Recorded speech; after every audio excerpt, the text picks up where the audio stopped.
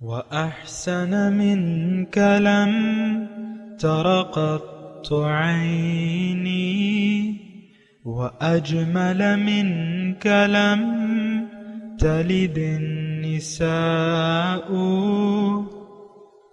خلقت مبرأ من كل عيب خلقت مبرأ من كل عيب كأنك قد خلقت كما تشاء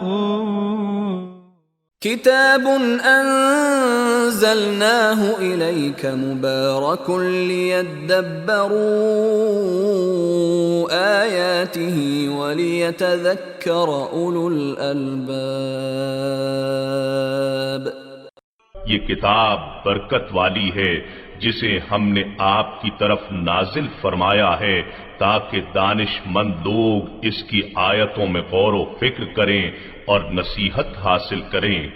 اللہم صلی علی سیدنا محمد وعلی آل سیدنا محمد بعدد کل ذرۃ مئۃ الف الف مرۃ. سامعین و ناظرین کرام، السلام علیکم ورحمۃ اللہ وبرکاتہ. سامعین کرام، درس نمبر 64 آیت نمبر 41. آج کا موضوع کیا ہم دنیا دار ہیں؟ اس کے ساتھ آج کے سبق کا آغاز کرتے ہیں. سب سے پہلے گزشتہ سبق کا اعادہ ہوگا. بسم اللہ الرحمن الرحیم. شروع اللہ کے نام سے جو بڑا مہربان نہایت رحم والا ہے. یا بنی اسرائیل اذکروا نعمتی التي انعمت علیکم وأوفوا بعہدی اوف بعہدکم وإیایا فارہبون. اے آل یعقوب، میرے وہ احسان یاد کرو جو میں نے تم پر کیے تھے، اور اس اقرار کو پورا کرو جو تم نے مجھ سے کیا تھا.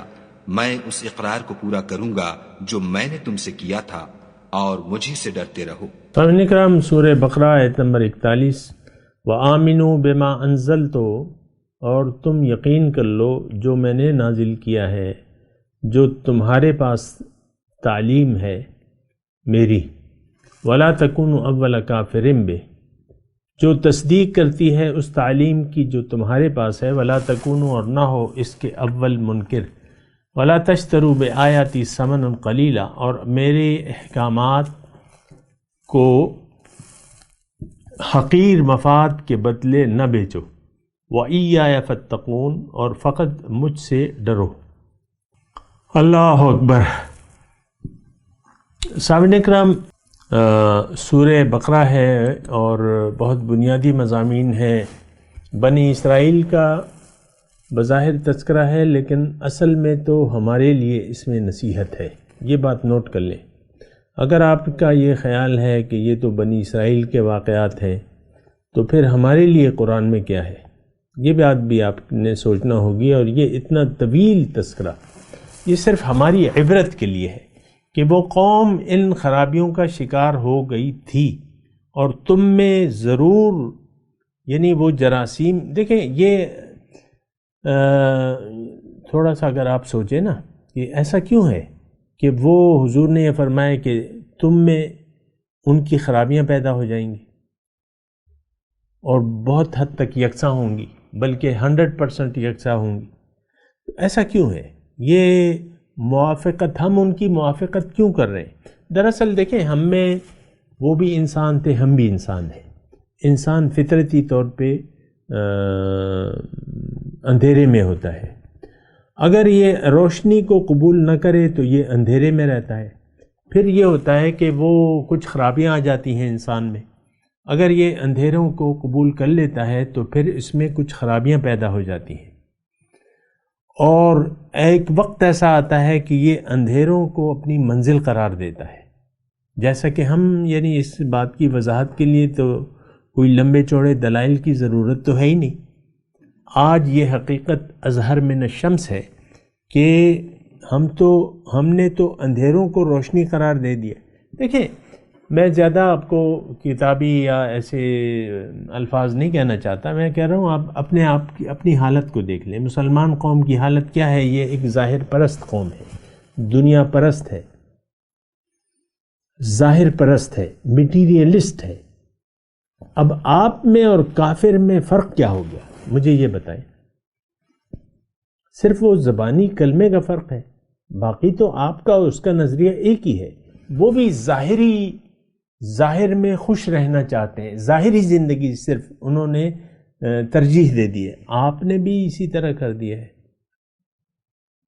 خوش رہیں، خوش رکھیں، خوش رہیں، اسی طرح آپ یعنی دعائیں دیتے رہتے ہیں. آپ یہ دیکھیں فیس بک پہ جو دعائیں آتی ہیں ساری ٹوٹلی جو ہے تقریباً وہ دنیا کے لیے. اللہ تعالیٰ آپ کو خوش رکھے، آپ کے مال و برکت میں، مال میں، اولاد میں برکت دے، اور فلاں دے، آپ کو سکون عطا کرے، آپ کو خوشیاں دے. یہ آپ کی ظاہری سوچ ہے ساری، جو دعاؤں کی صورت میں نکل رہی ہے. کہ دنیا کو آپ نے کوئی رہنے کی جگہ، آرام کی جگہ، خوش رہنے کی جگہ قرار دے دیا ہے، یہ تو ایک گندی ذہنیت ہے. دنیا تو محنت کی جگہ ہے، اور یہ مشقت کی جگہ ہے، یہ آرام کی جگہ نہیں ہے، یہ کام کی جگہ ہے. آرام کی جگہ تو جنت ہے. جنت میں آرام کریں، جتنا مرضی آئے آرام کریں، 10 دن سوتے رہیں. مثال کے طور پہ عرض کروں، وہاں تو نیند نہیں ہے، لیکن ویسے میں کہہ رہا ہوں. تو دنیا کام کی جگہ ہے، اور دنیا ایک مقصد ہے. ہم نے وہ ٹوٹلی وہ مقصد حیات بھلا دیا ہے. اب یہاں جو پہلا جملہ کہا جا رہا ہے وَآمِنُوا بِمَا أَنزَلْتُ، یقین کر لو جو میں نے اب اللہ نے نازل کیا ہے. اللہ نے جو بھی نازل کیا ہے اس میں یعنی بنیادی جو اس کا نقطہ ہے وہ یہ ہے کہ انسان اس دنیا میں کامیاب ہو جائے. اب جو اللہ تعالیٰ نے نازل کیا ہے وہ کیا ہے؟ وہ ایک طریقہ زندگی ہے. جو اللہ تعالیٰ نے نازل کیا ہے اس میں کیا ہے؟ اس میں ہمیں ہماری منزل بتائی ہے کہ یہ منزل اور یہ اس کا طریقہ. اہدنا صراط المستقیم کی آپ دعا مانگتے ہیں نا، ہمیں سیدھا راستہ دکھا، کیونکہ سیدھے راستے پر چلیں گے تو اپنی منزل تک پہنچیں گے. سبحان اللہ، اللہ ہماری منزل ہے. سیدھے راستے پر چلیں گے تو اللہ تک پہنچ جائیں گے. لہٰذا ہم تو سیدھا راستہ تجھ سے طلب کرتے ہیں. تو دیکھیں آمنو، اب یہ دیکھیں یہ میں ترجمہ کر رہا ہوں نا آپ کے سامنے، لیکن آپ خود سوچیں کہ اس کا مطلب کیا ہے. آمین، ہم تو میں صرف آپ سے کہہ رہا ہوں کہ ہم روایتی طور پہ قرآن کو پڑھتے ہیں، ترجمہ تفسیر روایتی طور پہ پڑھتے ہیں، لیکن نہیں، اب صرف یہ آمنو بما انزلتو، یہ 3 جملے ہیں. آمنو بما انزل، اب یہ نزول کیوں ہوا ہے، کس لیے ہوا ہے، اس میں کیا بتایا جا رہا ہے، یہ آپ سوچیں نا. یعنی اس کو آپ نے سوچا نہیں ہے اور پھر آگے آپ چل لیے. نہیں، پہلے یہ سوچیں کہ اللہ کے ہدایت کی ضرورت کیا تھی اور وہ ہدایت جو رسول لے کے آئے ان کی کیا حیثیت ہے. تو یہ ساری باتیں ہم نہیں سوچتے. بس ایک روایتی طور پہ، یعنی میں بڑے افسوس سے یہ بات کہہ رہا ہوں کہ جو بھی ترجمہ ہے آپ روایتی طور پہ ہم سوچیں گے. آپ کتابوں میں پڑھیں تو بس روایتی طور پہ وہی بنی اسرائیل کی باتوں کو دہرائے جا رہے، انہوں نے یہ کیا، انہوں نے یہ کیا، انہوں نے یہ کیا، انہوں نے یہ کیا. اس کا مخاطب میں ہوں. میں نے بیچ دیا ہے آخرت کو دنیا کے عوض. میں اللہ سے نہیں ڈرتا. میں نے سب سے پہلے میں کتاب اللہ کا انکاری ہوں، اور میں جو کتاب اللہ ہے اس کی میں تصدیق نہیں کرتا، اس پر میرا یقین نہیں ہے. یہ سارے میرے حالات ہیں. تھوڑا سا تو سوچے نا. میں کوئی اتنی غلط بات تو نہیں کہہ رہا. غلط نہیں، بلکہ وہ غلط ہے ہی نہیں. آپ صرف یعنی اس میں اس آیت نمبر 41 میں مضمون کیا ہے کہ بھئی جو کلام میرا کلام ہے اس پر یقین کر لو، جو کہ ہمارا نہیں ہے. اور ہم سب سے پہلے انکار کرنے والے ہیں. مسلمان ہیں لیکن سب سے پہلے ہمارا انکار ہے. اور ہم نے دنیا کے عوض آخرت کے عوض دنیا کو پسند کر لیا ہے. وَلَا تَشْتَرُوا بِآيَاتِي، اور ہم سب سے ڈرتے ہیں لیکن اللہ سے نہیں ڈرتے، اللہ کا خوف نہیں ہے. بہرحال یہ ساری باتیں سوچنے کی ہیں سامنے. وَآمِنُوا بِمَا أَنزَلْتُ، تم یقین کر لو جو میں نے نازل کیا ہے، اور وہ گزشتہ کتابوں کی تصدیق کرتا ہے، اور تم اس کے اول انکاری مت بنو اے مسلمان. ہم تو اول انکاری بنے ہوئے ہیں. جو کافر ہیں ان کا انکار تو بعد میں ہے، پہلے میں نے انکار کر دیا ہے. آج قرآن کو کتاب ہدایت تسلیم کرنے کے لیے ہم تیار نہیں ہیں. یہ ایک جملہ ہے، اس کو اگر آپ لکھ لیں اور پھر اس پہ آپ سوچیں تو آپ کو معلوم ہو جائے گا.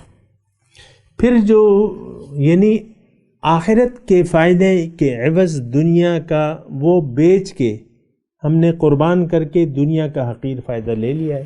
وَلَا تَشْتَرُوا، اللہ تعالیٰ منع کرتا ہے مجھے اور آپ کہ بھئی اخروی ورج الیوم الآخر، آخرت کے فائدے کی امید رکھو، اور اصل فائدہ تو آخرت کا ہے. ذالک هو الفوز العظیم، بڑی کامیابی ہے. دنیا ساری کی ساری اگر کسی ایک شخص کی ہو جائے لیکن وہ کچھ بھی نہیں ہے آخرت کے فائدے کے عوض.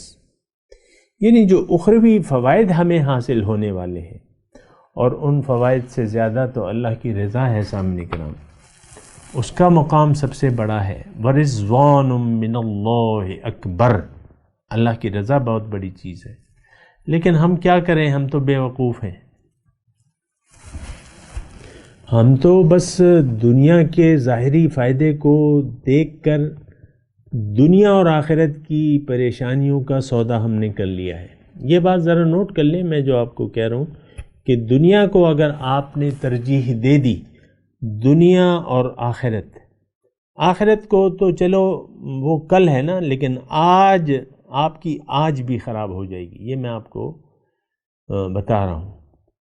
آپ کے لیے کوئی بھلائی نہیں ہے، کوئی سکون نہیں ہوگا، کوئی چین نہیں ہوگا، کیونکہ آپ نے تو اخروی فائدے کو یا اللہ کو آپ نے قربان کر کے، اللہ کی ملاقات کا سودا کر کے دنیاوی مفاد کو ترجیح دے دی ہے. وَلَا تَشْتَرُوا بِآيَاتِي ثَمَنًا قَلِيلًا وَإِيَّايَ فَاتَّقُونِ، اور فقط مجھ سے ڈرو.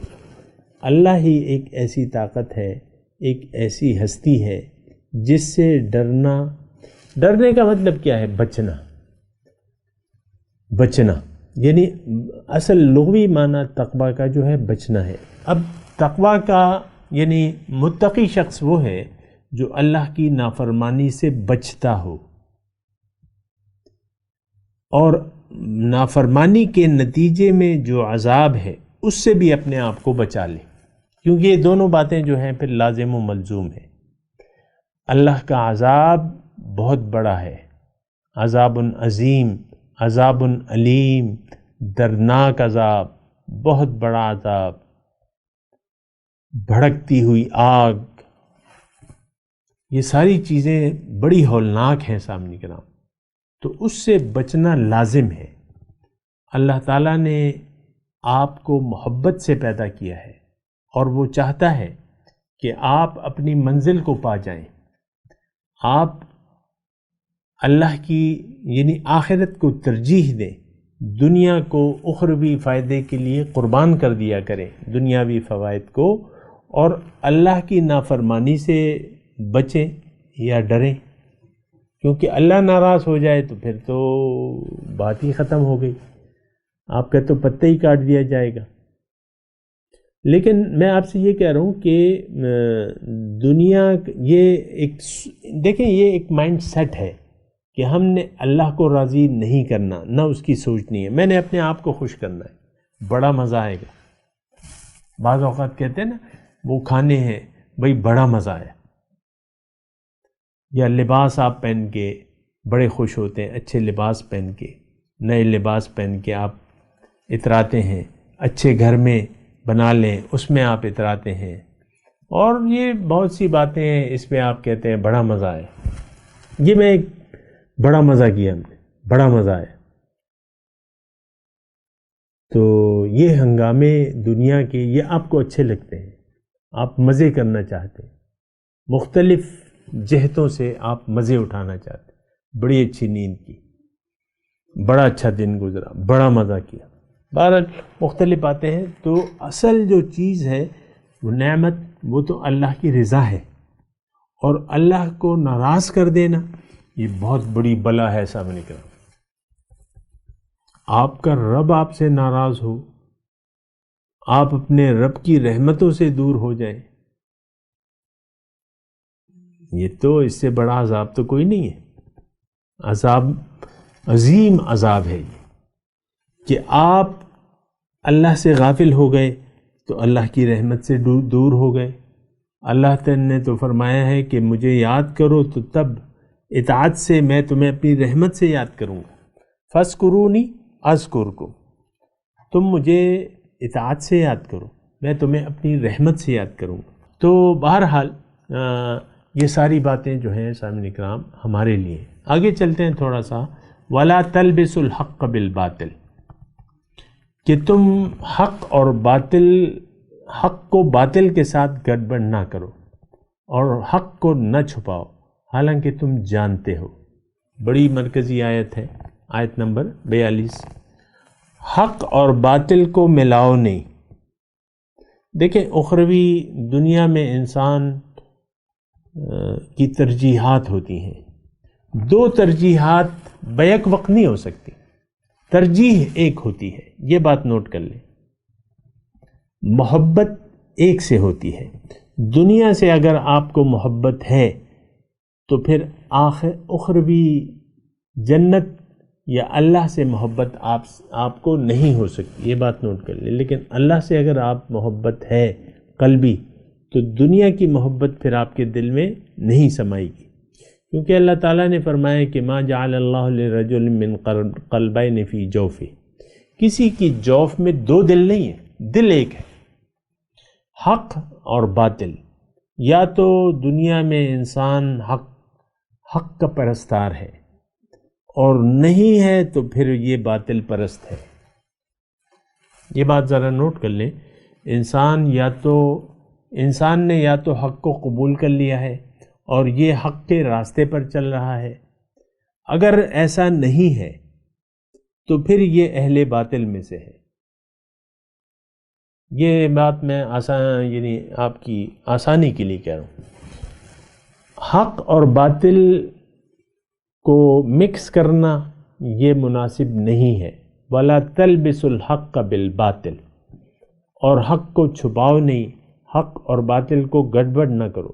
بعض اوقات ایسا ہوتا ہے کہ ہم کہتے ہیں کہ ہاں ٹھیک ہے، میں نے کلمہ پڑھ لیا ہے، نماز، روزہ، زکوٰۃ، حج یہ سب میں کروں گا، لیکن دنیا کو بھی میں نے چاہنا ہے، دنیا سے بھی میری محبت ہے، یہ ساری چیزیں مجھے محبوب ہیں جو میرے ارد گرد ہیں، میری اپنی ہستی ہے، میری بیوی ہے، میرا شوہر ہے، میرے بچے ہیں، یہ مجھے محبوب تر ہیں۔ تو یہ دیکھیں پھر یہ محبت کا جہاں تک تذکرہ ہو تو ہم مسلمان کا، مومن کا یہ نعرہ ہے کہ لا محبوب الا اللہ، اللہ کے سوا میرا کوئی محبوب نہیں ہے۔ تو اب حق اور باطل، یہ دیکھیں ہم بہت طریقوں سے اس آیت کے مصداق ہیں، اور اگر آپ سچی بات سننا چاہیں تو وہ یہ ہے کہ ہم صرف باطل پرست ہیں اور نام اللہ کا لے رہے ہیں، نام اللہ کا لے رہے ہیں۔ آپ کے لیڈر کہتے ہیں نا کہ ہم مدینے کی ریاست بنائیں گے، تو نام اللہ کا لے رہے ہیں، حقیقت میں تو آپ کے اور خدا بھی ہیں۔ تو بہرحال دنیا کا نام، دنیا پرست ہونے کے ساتھ ساتھ آپ دین کا بھی نام لے رہے ہیں، تو اللہ تعالیٰ فرما رہا ہے کہ نہیں، مکس اپ نہ کرو۔ جو دنیا دار ہے وہ اللہ والا نہیں ہو سکتا، جو اللہ والا ہے وہ دنیا دار نہیں ہو سکتا۔ وَلَا تَلْبِسُوا الْحَقَّ بِالْبَاطِلِ وَتَكْتُمُوا الْحَقَّ وَأَنْتُمْ تَعْلَمُونَ، حق کو نہ چھپاؤ اور وَأَقِیمُوا الصَّلَاةَ وَآتُوا الزَّکَاةَ وَارْکَعُوا مَعَ الرَّاکِعِینَ۔ اب یہ ساری جو آیات آ رہی ہیں نا سامعین کرام، تو یہ اوفو بعہدی اوف بعہدکم کے تحت آ رہی ہیں کہ اب یہ وعدہ کیسے وفا ہوگا۔ جو وعدہ ہم نے اللہ سے کیا ہے وہ اس کے وفا کی صورت کیا ہوگی، تو اس کے بعد جو ہے یہ تمام مضمون آ رہا ہے۔ یہ بات ذرا نوٹ کر لیں کہ کرنا کیا ہے۔ آمنوا بما انزلت مصدقا لما معکم ولا تکونوا اول کافر بہ ولا تشتروا بآیاتی ثمنا قلیلا وإیای فاتقون ولا تلبسوا الحق بالباطل وتکتموا الحق وانتم تعلمون وَأَقِیمُوا الصَّلَاةَ وَآتُوا الزَّکَاةَ وَارْکَعُوا مَعَ الرَّاکِعِینَ۔ بہت بنیادی یہ بھی آیت ہے سامنے کرام۔ اقامت الصلاۃ، اقامت الصلاۃ صرف نماز کے ادا کرنے کو نہیں کہتے، نماز کا قائم کرنے والا دین کو حقیقی طور پر قائم کرنے والا ہوتا ہے۔ یہ بات نوٹ کر لیں۔ اگر اللہ آپ کی منزل نہیں ہے اور اللہ آپ کا محبوب واحد نہیں ہے، مقصود واحد، معبود واحد، مطلوب واحد نہیں ہے، تو آپ کی نماز نہیں ہے۔ نماز تو دیکھیں ہم نے بہت محدود معنی کر دیا ہے کہ مسجد میں جا کے نماز ادا کرو، نہیں، نماز جو ہے وہ آپ کے سارے زندگی پر محیط ہے۔ آپ کا روزی کمانا، رزق حلال کی طلب بھی آپ کی نماز ہے، آپ کا اچھا سلوک بھی آپ کا نماز ہے، آپ کی نماز ہے۔ یعنی وہ نماز کے جو تقاضے ہیں اس کا اظہار ہوگا آپ کی عملی زندگی میں۔ تھوڑا سا آپ غور کریں نا، نماز میں تو آپ ایک وعدہ کر کے آتے ہیں کہ ایاک نعبد و ایاک نستعین۔ اب نماز سے جب آپ باہر نکلتے ہیں اور آپ گھر والوں کے ساتھ اچھا سلوک کرتے ہیں تو یہ نماز کا وعدہ آپ وفا کر رہے ہیں۔ دکان میں جاتے ہیں، نوکری کرتے ہیں، کاروبار کرتے ہیں، وہاں اپنے فرائض منصبی اچھے طریقے سے آپ ادا کرتے ہیں، یہ اللہ سے کیے ہوئے وعدے کو آپ پورا کر رہے ہیں۔ آپ کے اخلاق اچھے ہیں، آپ کے معاملات اچھے ہیں، آپ کے گھر والوں کے ساتھ، بیوی کا شوہر کے ساتھ رویہ صحیح ہے، شوہر کا بیوی کے ساتھ رویہ صحیح ہے، آپ اللہ کو ہر وقت یاد کرتے رہتے ہیں، یہ نماز کا تقاضا ہے۔ اگر ایسا نہیں ہے تو آپ کی نماز نہیں ہے، آپ نماز کو ضائع کرنے والے ہیں، آپ نماز کو قائم کرنے والے نہیں ہیں۔ یہ اللہ تعالیٰ کی توفیق سے میں آپ کو بتا رہا ہوں۔ نماز کو تو ہم 5 وقت کا ٹائم ہے، 5 وقت کی نماز ہے نا، نہیں، وہ نماز کامل کون سی ہے؟ نماز کامل یہ ہے کہ اللہ آپ کی منزل ہو، اللہ آپ کا معبود ہو، اللہ آپ کا محبوب ہو، اللہ آپ کا مقصود ہو، اور اللہ ہی آپ کا مطلوب ہو، اور آپ نے زبان حال سے لبیک کہا ہو، لبیک اللہم لبیک، لبیک لا شریک لک لبیک، ان الحمد والنعمت لک والملک لا شریک لک۔ عملی زندگی میں آپ شرک سے متنفر ہو جائیں۔ شرک کیا؟ دوئی، اللہ کے سوا کسی اور طرف بھی آپ دیکھ رہے ہیں، یہ تو دوئی ہو گئی، یہ تو شرک ہو گیا۔ اللہ ہی آپ کی منزل، اللہ ہی آپ کا معبود، اور اللہ ہی کی آپ نے سننا ہے۔ یہ کیفیت ہماری نہیں ہوتی۔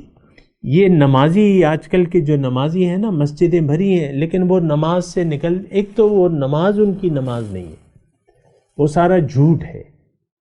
جب تکبیر تحریمہ آپ کرتے ہیں اللہ اکبر، در حقیقت زبان حال سے کہتے ہیں کہ میرا نفس بڑا ہے، زبان قال سے کہتے ہیں اللہ اکبر، اور زبان حال سے کہتے ہیں نفسی اکبر، میرا نفس بڑا ہے۔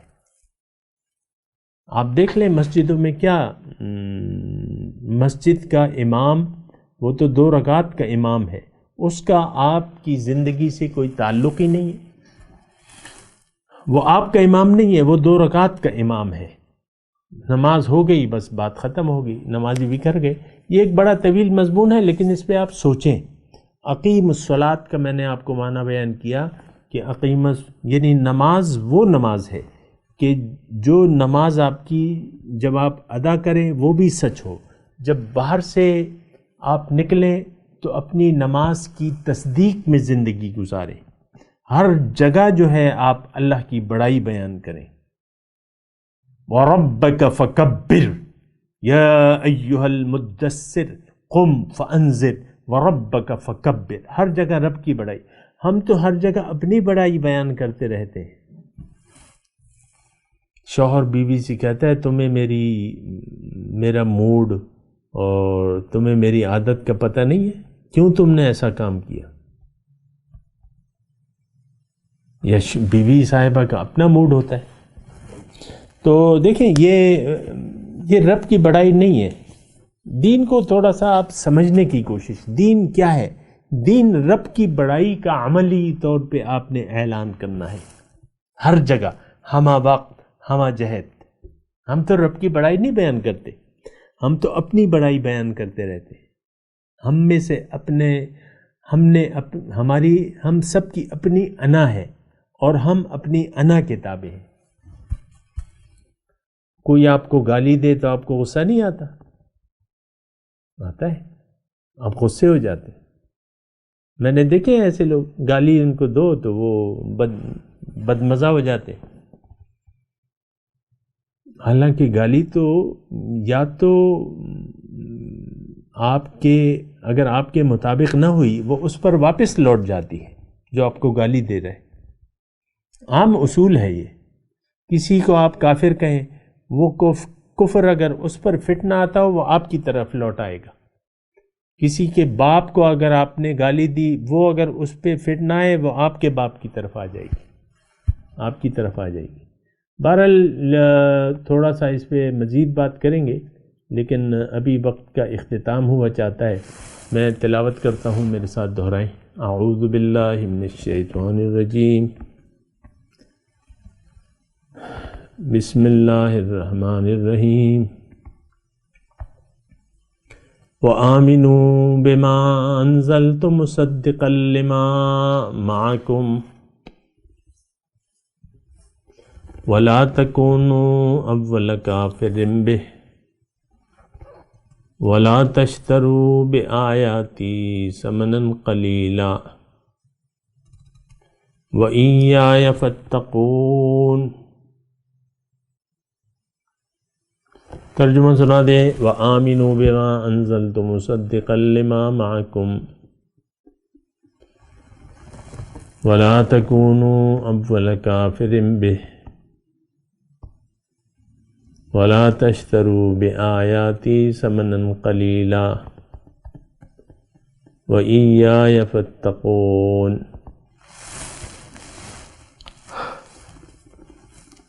ترجمہ سنا دے۔ وآمنوا بما انزلت مصدقا لما معکم،